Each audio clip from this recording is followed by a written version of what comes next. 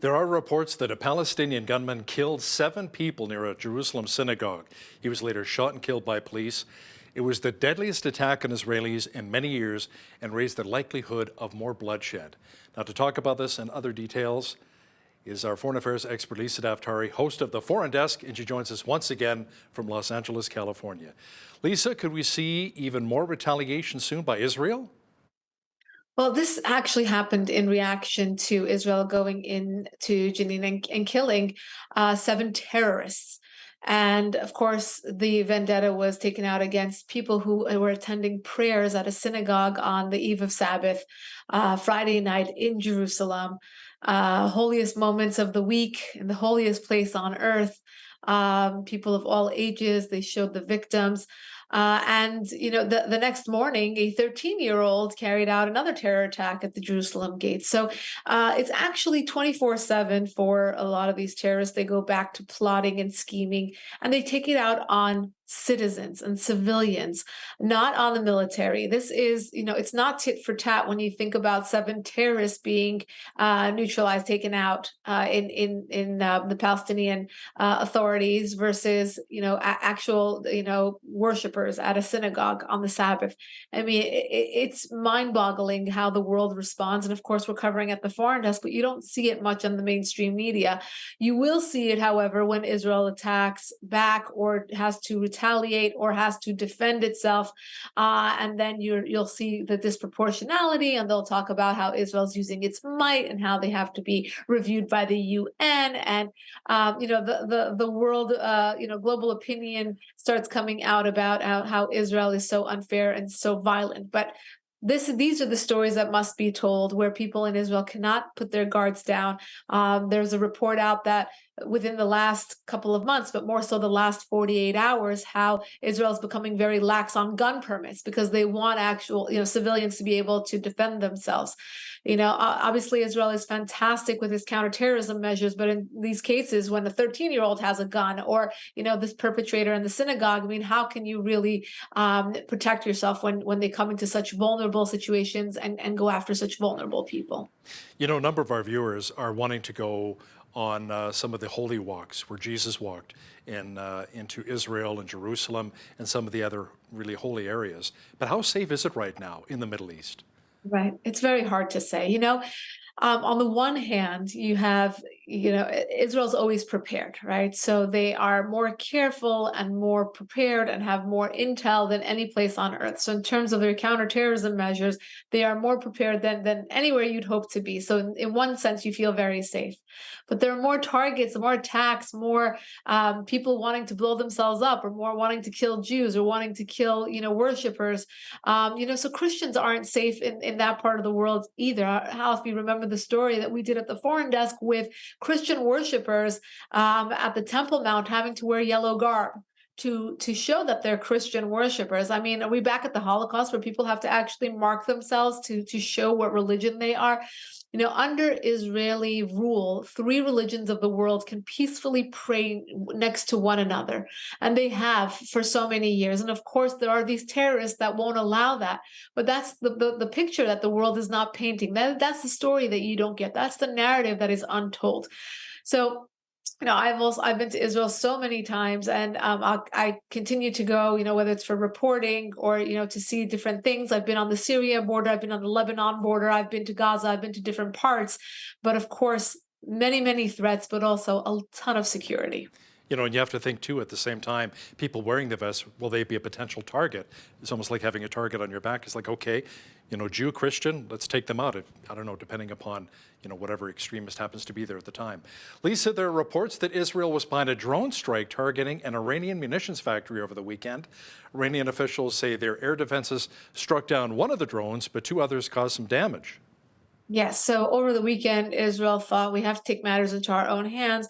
The Iran regime is not being curbed by the West, and they're marching forward. Look, they're not in an Iran nuclear deal. Not that even did anything, but they're actually out to spite the world, to flex their muscles, and obviously to continue forward with their weapons program, just like they were under the nuclear deal, by the way. So let's just put that aside for a moment. But we have thousands of Iranians protesting for the last 4.5 months, with the world not even, blinking an eye to say, here they are, they're telling us their story. We know that this is the Iran regime. They have not complied with the nuclear standards.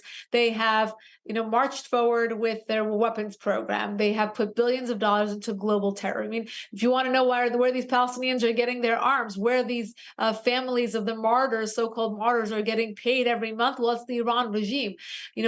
Connect the dots on the global stage, whether it's in Iraq or Lebanon or Yemen or Gaza or anywhere else. It's Iran's regime that's the piggy bank of this, all these terror sprees. So it's really confusing as to why the West is not supporting regime change in Iran, like the people of Iran are asking for. And here you have Israel saying, you know what, the least we can do is at least set them back on their weapons program, since we are their main target, their closest target, and they have vowed many times to take Israel off the map. And remember, as of 1979, after the Iran Revolution, they vowed that they have two sworn enemies: the big Satan, which is the United States, and the small Satan, which is Israel, very close by in their neighborhood. Now, speaking of conflicts, an Air Force general is predicting that the United States will be at war with China by the year 2025. Can you explain? Yeah, it's not too far off to think that that may be a possibility. This general put forward this basically speculation that in 2024 we'll have elections here in the United States, and people will be kind of distracted. So China will take that opportunity to invade Taiwan and therefore launch us into some sort of heated conflict with China. So it's not too far off. We know that China's, beefing up their assets in all ways, whether it's cyber or military. They're spreading their influence throughout the region. And of course, they have shown a lot of provocation when it comes to Taiwan. So it's not a crazy speculation, but we'll have to wait to see if the United States wakes up and we kind of become stronger on our foreign policy. I know the Biden administration has gone weak, especially on China, with President Biden meeting with Xi Jinping only a few months ago and not discussing many of the important threats and questions, and more than that, delivering a threat. I mean, they spoke for almost 3 hours and none of this was discussed. But Biden did walk away and say, I'm pretty confident he's not going to invade Taiwan. But we have no reason to believe that. And we'll see if this speculation comes true in the next couple of years. Yeah, speaking of which, a Marine Corps has opened its first new base in decades to counter that potential threat of a Chinese invasion of Taiwan. Yeah, so the United States is not taking this threat lightly. They have expressed that this is something we have to be prepared for, and they have started to offer training to Taiwanese military to give them perhaps some sort of leg up on this conflict should it happen, or I should say when it happens, because it appears that they are preparing very much so, and assuming that it will happen. What's the latest with the war in Ukraine? Is there any more chatter of a potential sit-down and peace talks between Volodymyr Zelensky and Vladimir Putin? It looks like they're both going more and more extreme in their own direction, with Zelensky demanding, I'm not even going to say asking, but demanding more from the international community. It's more tanks, missiles, give us all you have. I mean, with the United States, it's been like a Christmas list of all the things that they want. And once they get it, like this week when they were given tanks, he's now saying he needs missiles, he needs this, he needs that. If you recall, rewind back to when this all started, President Biden said that there wouldn't be tanks given. This is going to be, dragging us into a war. And in fact, fast forward to this week, we in fact gave them tanks. I know Canada gave them a handful of tanks, and it's crazy to think how much the world community is giving into this conflict, which has no resolve in sight. And even if there should be some sort of solution, what would that solution look like? At best, how can we turn this around and say that we did well with Ukraine and we did well in the war against Russia and Ukraine? It's not going to happen.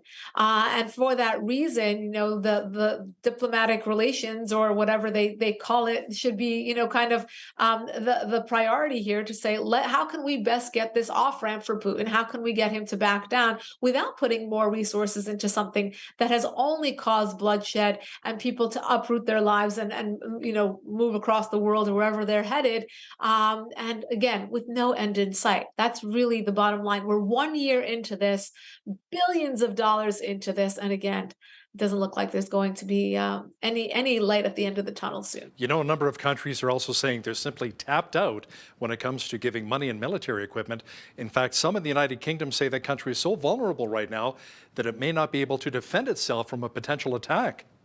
Yes, there was a similar report here in the United States months ago where they said that we gave Ukraine so much that if we would want to give Taiwan in the near future, we wouldn't have the resources to do so in a meaningful way. Meaning that we kind of, in terms of the ratio, we kind of played very heavy-handedly in providing Ukraine with these weapons. But again, as I said, this is something that we have to weigh out. If there looks like there will be a victory for Ukraine, then that's one thing. But at this point, what would a victory look like on either side? On either side. So I don't know why the billions of dollars are going towards this, why all the resources are going towards this for any European or Western country. It looks like it's really good money after bad. You know, what's also raising eyebrows is the fact that Zelensky is asking for more missiles, more tanks, more guns. But what about humanitarian aid, such as medicine and maybe food, for a lot of its citizens who are severely impacted by this war? Yeah, it seems like it's more, and it's only talking about military aid. Well, there are rights groups on the ground delivering that, and obviously, working towards providing for the people there on the ground. Look, the resolve of the Ukrainian people has been unbelievable. So in that regard, I understand why people are mobilizing to help them. But again, on a political scale, we have to look at the pros and cons, and again, what would be the best case scenario in helping the Ukrainians and get out of this in a timely way. But it's a war-torn country. It's not going to be back to normal tomorrow by any means. So the fact that Zelensky wants to still roll up his sleeves and get more, again, I think the West should be questioning him instead of allowing him to come and question the West the way he has many times addressing Congress and other political bodies in the West. He was also blasted a few times when he addressed Congress and what a T-shirt, and he didn't even dress up for the event, didn't even put on a shirt and tie or whatever, And so, anyway, let's not talk about that. What about rebuilding Ukraine? Who's going to pay for that after the war is all said and done?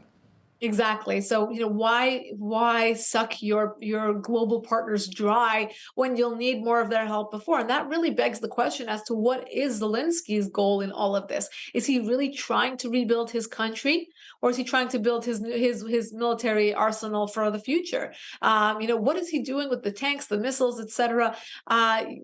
Again, there has not been this conversation as to what's the constructive way to move forward and to really put an end to this for the people of both countries. You look at the Russians that are drafted and dragged into this war, and they don't know if they're going to go home. And again, for a very senseless political stunt by Vladimir Putin, that we again don't know where this is headed. She's our foreign affairs expert, Lisa Daftari, who joins us once again from Los Angeles. Lisa, thanks so much for your time today. My pleasure.